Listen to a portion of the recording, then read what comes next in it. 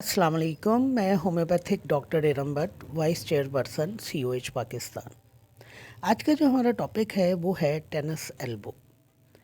एक ऐसी कंडीशन जिसमें हमारे जो फोर आर्म है उसके टेंडन्स और मसल्स को जब बहुत ज़्यादा ओवर यूज़ किया जाता है तो कोहनी के नज़दीक जो टिश्यूज़ हैं वो फट जाते हैं, इन्फ्लेम कर जाते हैं और दर्द की एक ऐसी सूरत हमारे सामने आती है कि हम कोहनी से अपने बाजू को मूव नहीं कर सकते।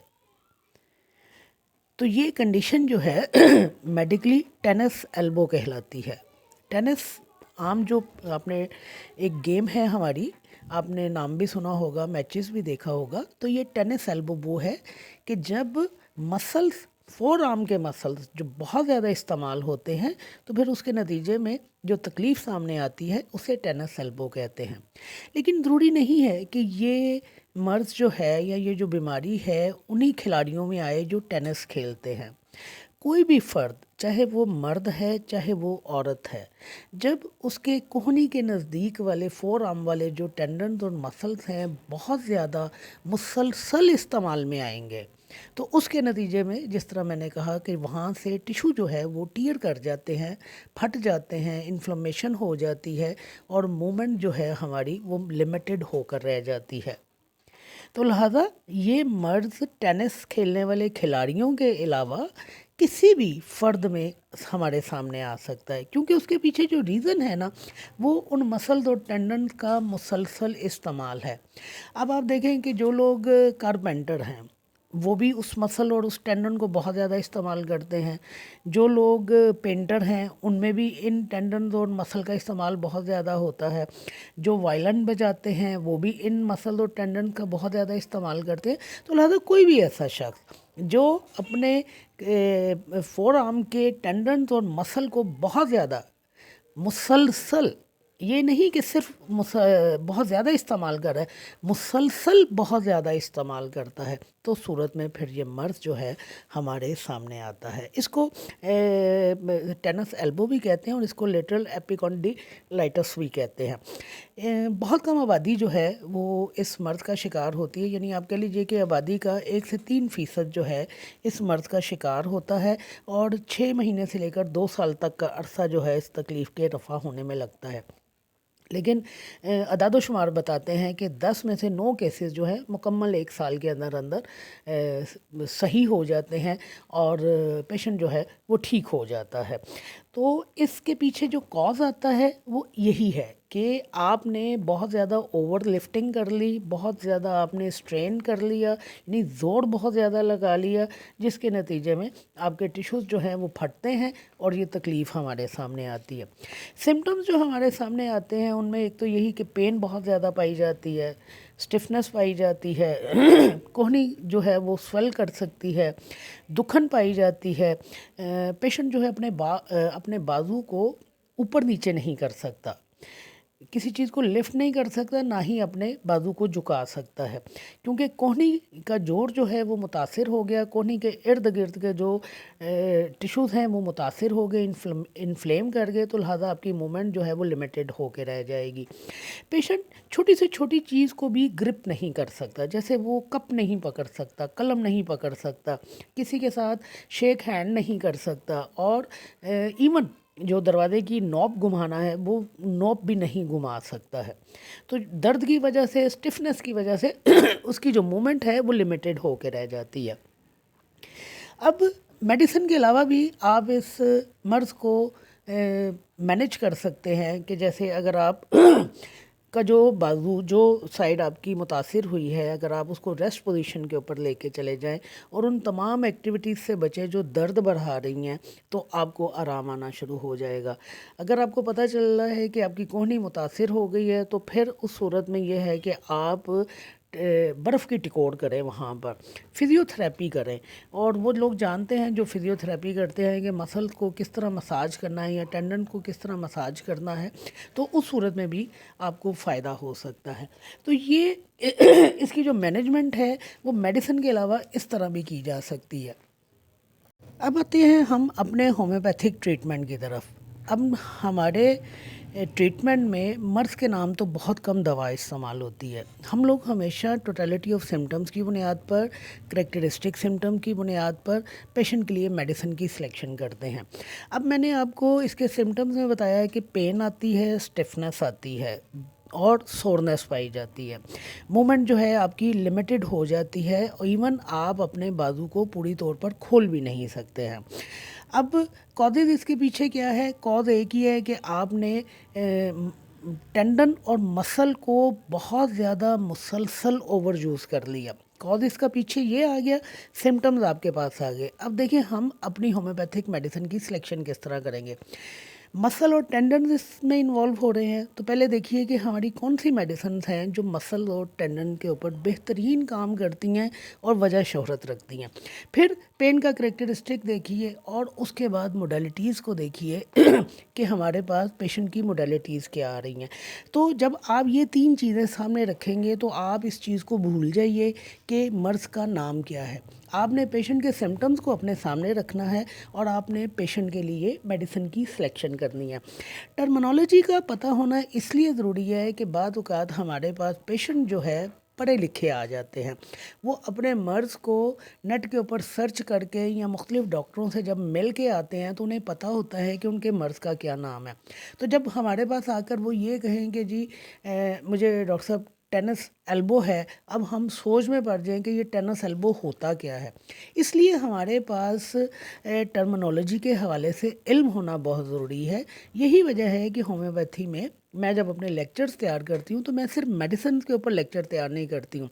हमने तो सिम्टम्स के ऊपर मेडिसिन की सिलेक्शन करनी है ना, पीछे मर्ज़ कोई भी हो। लेकिन देखिए मैं मेडिकल टॉपिक्स भी लेती हूँ और उनके ऊपर भी मैं लेक्चर तैयार करती हूँ। असल मकसद ये है कि जब आपके पास आकर पेशेंट बात करे तो आपको पता होना चाहिए कि वो किस मर्ज़ में मुब्तला है, वरना आप अपने पेशेंट को सेटिस्फाई नहीं कर पाएंगे। ये जो मैंने 2-3 मिनट की तमहीद बांधी है ना, मैंने इसलिए बांधी है कि यकीन जानिए कि सिम्टम्स की बुनियाद के ऊपर हमारे लिए मेडिसिन की सिलेक्शन करना इतना आसान होता है कि मैं आपको बता नहीं सकती। मैंने आपको ये कॉज दिए हैं, अब तक मैं आपको बहुत कुछ पढ़ा चुकी हूँ और बहुत सारी मेडिसिन भी पढ़ा चुकी हूँ। अगर आप मेरे रेगुलर सुनने वाले हैं या आप मेरे लेक्चर्स को फॉलो करते हैं तो ये जो मैंने आपको सिम्टम्स दिए इनकी बुनियाद पर आपके जहन में दवाई फट से आनी चाहिए। टेंडन्स और लिगामेंट्स जहाँ कहीं मुतासिर होंगे, जहाँ कहीं मसल्स का ओवर यूज़ होगा, जहाँ कहीं टिशू रप्चर करेंगे, टीयर करेंगे, जहाँ कहीं रप्चर करने की वजह से, टिश्यूज़ के फटने की वजह से इन्फ्लेमेशन आएगी, वहाँ हमारी टॉप ग्रेड मेडिसिन जो है रुस्टॉक्स और रूटा आती हैं।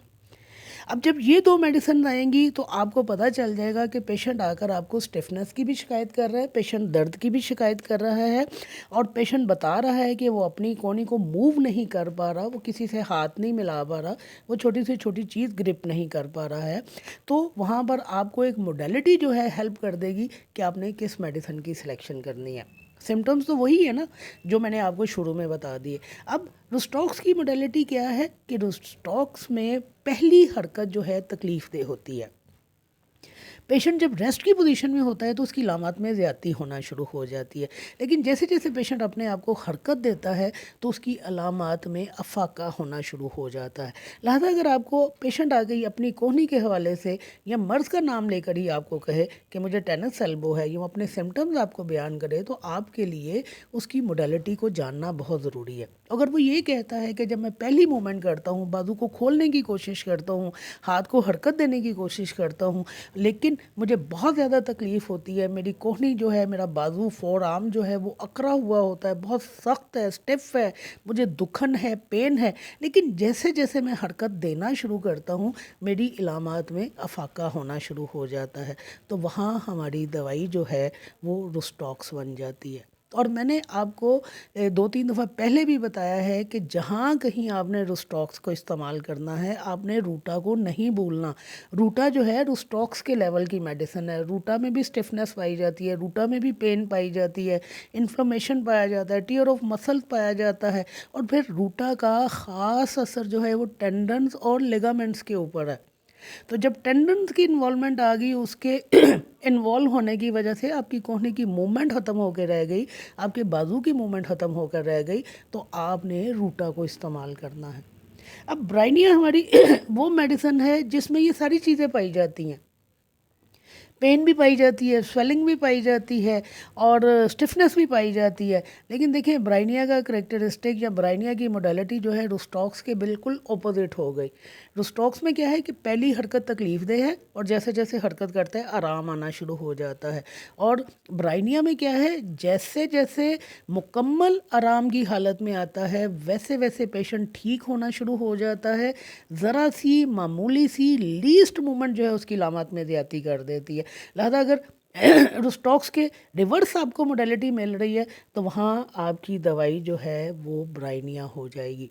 तो ये हमारी 3 टॉप ग्रेड मेडिसिन हैं जो कोहनी के ये जो मर्ज़ आ रहा है हमारे सामने, टेनिस एल्बो हमारे सामने मर्ज़ आ रहा है, उसमें हम इन अद्वियात को इस्तेमाल करवाते हैं। इसके अलावा बेल्स पेरिनस हमारी मेडिसिन है, ये भी अगर टेंडन्स के ऊपर चोट लग जाए, इंजरी हो जाए और उसकी वजह से इन्फ्लेमेशन हो जाए तो फिर हम इस दवा को भी इस्तेमाल करवाते हैं। किलकेरिया कार्ब हमारी मेडिसिन है जो एक बहुत बड़ी मिजाजी दवा है। और किलकेरिया को किस बुनियाद पर इस्तेमाल करवाया जाता है कि जब पेशेंट अपने बाजू को खोलने की कोशिश करता है तो दर्द जो है वो कोहनी से कलाई की तरफ जाती है। और अगर ये सिम्टम आपको ना भी मिले, किलकेरिया का वैसे एक मिजाज है, किलकेरिया के कॉन्स्टिट्यूशन आपके सामने होना चाहिए। किलकेरिया हड्डियों के ऊपर बेपनाह असर रखती है, टिश्यूज़ के ऊपर असर करती है, तो आप किलकेरिया को उसके मिजाजी दवा की बुनियाद पर भी इस्तेमाल कर सकते हैं। कोनियम भी हमारी दवा है जिसको इस्तेमाल किया जाता है। इसके अलावा भी बहुत सारी मेडिसिन हैं जिनको आप इस्तेमाल करवा सकते हैं। जैसे ओवर यूज़ में आर्निका भी बेहतरीन काम करती है। पेन के लिए मैग्नीशिया जो है वो बेहतरीन दवाइयों में से एक दवा है। आप कास्टिकम को इस्तेमाल कर सकते हैं, आप सिलिशिया को इस्तेमाल कर सकते हैं, आप दर्द की जो शिद्दत है अगर नाकाबिले बर्दाश्त है तो आप कैमोमिला को इस्तेमाल कर सकते हैं। बहुत सारी मेडिसिन है, लेकिन याद रखिए कि कोहनी के हवाले से यही हमारी 3 टॉप ग्रेड मेडिसिन हैं जिनका मैंने आपको जिक्र किया है। एक रोस्टॉक्स, दूसरे रूटा और तीसरे ब्राइनिया। आप चाहें तो इनको अल्टरनेट करके इस्तेमाल करवा दीजिए, आप चाहें तो इन्हें सिंगल रेमेडी के तौर पर भी इस्तेमाल करवा दीजिए। मैं फिर से एक बार रिपीट कर दूं कि याद रखिए जहाँ जहाँ आप रोस्टॉक्स इस्तेमाल करते हैं वहाँ वहाँ रूटा को ज़रूर इस्तेमाल करवाइए।